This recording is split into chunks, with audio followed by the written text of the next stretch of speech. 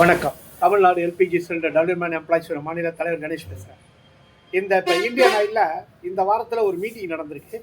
அதில் என்ன சொல்லியிருக்காங்க அப்படின்னா, ஃபயர் பால் விற்கணுமா, டீப்பு விற்கணுமா, அடுப்பு விற்கணுமா, பிஆன்டி எல்பிஜி சேல்ஸ் பண்ணணுமா. சரி, பொதுத்துறை எண்ணெய் நிறுவன அதிகாரிகளுக்கு என்ன சம்பளம், வாரத்தில் எத்தனை நாள் லீவு, அரசு விடுமுறைகள், உங்களுக்கு ஆண்டுக்கு எத்தனை நாள் விடுமுறைகள், இதெல்லாம் மீறி அடிக்கிற வெயிலில் சிலிண்டர் டெலிவரி செய்யும் தொழிலாளர்கள் இதெல்லாம் கொண்டு போய் விற்கணும்னு எதிர்பார்க்குற எண்ணெய் நிறுவன அதிகாரி, நான் கேட்டேனே நேரடியாக ஆயில் நிறுவன அதிகாரிகளும் டிஸ்ட்ரிபியூட்டரும் தொழிற்சங்கமும் சேர்ந்து முத்தரப்பு பேச்சுவார்த்தைக்கு கேட்டேனே, ஏன் கழட்டிக்கிட்டு போனீங்க? Thiru Kalyani gas owner, Lalgudi Kalyani gas owner Thiru Manikandan அவர்கள் நான் பேசிக்கிறேன்னு சொல்லிட்டு ஆயில் நிறுவன அதிகாரிகிட்ட போனார். என்ன பேசினாரு? ஆக மொத்தம் டெலிவரி பாய்ஸை கூப்பிட்டு வச்சு நீங்கள் விற்கணும் பண்ணணும், அது அத்தனையும் செய்வீங்க. ஆனால் பொதுத்துறை எண்ணெய் நிறுவன அதிகாரிகளுக்கு கடிதம் போட்டு கேட்டால் எங்களுக்கும் டெலிவரி பாய்ஸுக்கு சம்மந்தம் இல்லை, யூனிஃபார்முக்கும் எனக்கும் சம்மந்தம் இல்லை. ஏடா டே, நீ இந்தியன் ஆயிலில் உட்காந்துட்டு என்னடா பண்ணுற? ஒரு எழுத்து எழுதியிருக்கிய, எங்களுக்கும் யூனிஃபார்முக்கு சம்மந்தம் இல்லை. அப்புறம் எதுக்குடா பொதுத்துறை எண்ணெய் நிறுவனத்தோட ட்ரெஸ்ஸை எங்களுக்கு கொடுத்தீங்க? எதுக்கு கொடுத்தீங்க? 3 ஆயில் கார்பரேஷன் அதிகாரிகள் லஞ்சம் வாங்குறதுல மட்டும் கவனமாக இருக்கிறீங்கல்ல. லேபர் டிபார்ட்மெண்ட்டுக்கு பெட்டிஷன் போட்டால் லேபர் டிபார்ட்மெண்ட்லேருந்து இன்ஸ்பெக்ஷன் வந்தால் டிஸ்ட்ரிபியூட்டர் லஞ்சம் கொடுத்துருவோம். அப்போ இப்படி இருக்கையில் இந்த தொழிலாளியை எந்த இடத்துல மீட் பண்ணி கொண்டு வர்றது ஒன்று.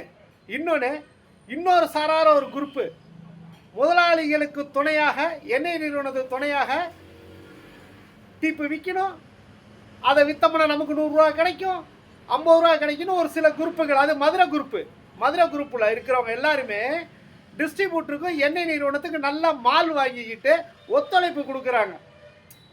அந்த மதுரையில் இருக்க அமைப்பு எப்படின்னா, டிஸ்ட்ரிபியூட்டரை மிரட்டி பணம் வாங்கும்.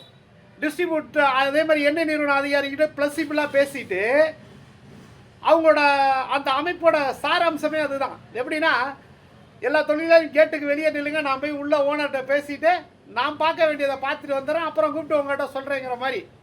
அந்த மாதிரி ஒரு சில அமைப்பு கூட இருக்கிற தொழிலாளர்கள் நல்ல ஒரு அமைப்புகளை கெடுக்கிறதும் நல்ல தொழிலாளர்களை கெடுக்கிறதுமே வேலையாக இருக்கிறாங்க. தொழிலாளர்கள் இதை கண்டு கொண்டு முதல்ல நீங்கள் திருத்திக்கங்க. ரெண்டாவது, எண்ணெய் நிறுவன அதிகாரிக்கும் டிஸ்ட்ரிபியூட்டருக்கும் நான் ஒரு வேண்டுகோள் வைக்கிறேன். தயவுசெய்து எண்ணெய் நிறுவன அதிகாரிகள், நாங்கள் எதையுமே விற்க மாட்டோம். ஆபீசர் என்ன பண்ணுறாரு, சேல்ஸ் ஆஃபீஸருங்கிற யார் சேல்ஸ் பண்ணுறதுக்கு போகணும்ல. ஆஃபீஸ்க்குள்ளே உட்காந்துட்டு ஃபேனுக்கு ஏசி அடியில் உட்காந்துட்டு சம்பளம் வாங்கிறதுக்கு உனக்கு எவங்க ரைட்ஸ் கொடுத்தான்? ரெக்ரூட்மெண்ட் பண்ண அதிகாரியவே நான் கேட்குறேன். லஞ்சம் வாங்கிறது உங்களுக்கு ரெக்ரூட்மெண்ட் பண்ணியிருக்காங்க. அதே மாதிரி லேபர் டிபார்ட்மெண்ட்லேயும் லஞ்சம் வாங்குறது மட்டுமே கவனமாக இருக்குது. எந்த அதிகாரி சரியாக செயல்படுறீங்க? சத்தியமாக சொல்கிறேன், Tamil Nadu LPG cylinder development employees union மிக விரைவில் கண்டன ஆர்ப்பாட்டம் பொதுத்துறை எண்ணெய் நிறுவன அலுவலகம் முன்பு நடக்கும். டிவிஷன் 4 டிவிஷன் இருக்குது: திருச்சி, மதுரை, கோயம்புத்தூர், சென்னை. இதில் எந்த டிவிஷனில் பண்ணலான்னு என் தொழிலாளி முடிவு எடுத்ததுக்கப்புறம் உங்களோட அலுவலக அருகில் உங்களை பற்றி பப்ளிக்காக பேசுவேன்.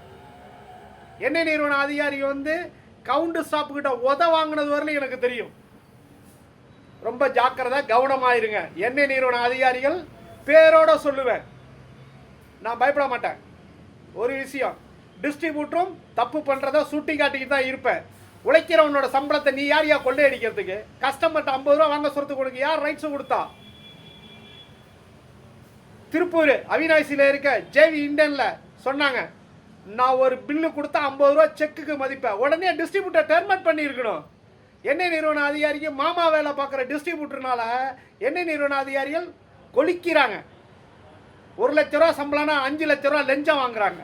எந்த டிஸ்ட்ரிபியூட்டரை முடக்கணுமோ அந்த டிஸ்ட்ரிபியூட்டரை முடக்கி அடுத்த டிஸ்ட்ரிபியூட்டர் கொடுத்துருவாங்க. திருச்சியில் அப்படிதான் ஒரு பெரிய கம்பெனியை முடக்கினாங்க ஒரு டிஸ்ட்ரிபியூட்டருக்காக. ஒரு அதிகாரி கூட அந்த பையன் படித்ததுனால டிஸ்ட்ரிபியூட்டர் கொடுத்தாங்க, பாரத் கேஸ். அதையும் சொல்ல முடியும். எண்ணெய் நிறுவன அதிகாரிகள் கவனமாக தொழிலாளிகளுக்கு மரியாதை கொடுங்க. டிஸ்ட்ரிபியூட்டர்களுக்கு வேண்டுகோள் வைக்கிறேன், சம்பளத்தை கொடுங்க. இபிஎஃப்எஸ்ஐ பிடிங்க. சம்பளத்தில் கொடுக்க தவறுனா தமிழ்நாடு முழுக்க இருக்க டிஸ்ட்ரிபியூட்டர் எந்த நேரத்திலையும் எந்த நிமிஷத்திலையும் அவர்களுக்கு இடையூறு வரதான் செய்யும் என்பதை இந்த நேரத்தில் தெரியப்படுத்துகிறேன். நன்றி, வணக்கம்.